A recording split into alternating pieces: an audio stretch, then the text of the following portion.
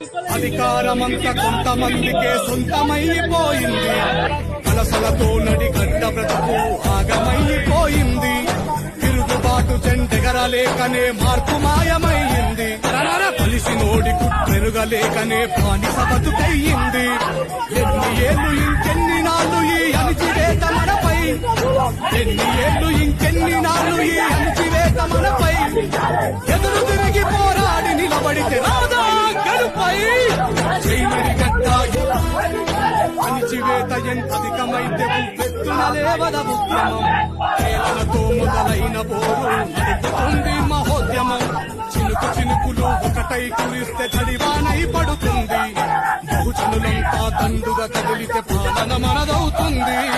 చీమలు ఒకటై పామును చంపిన చరిత మరవవద్దు.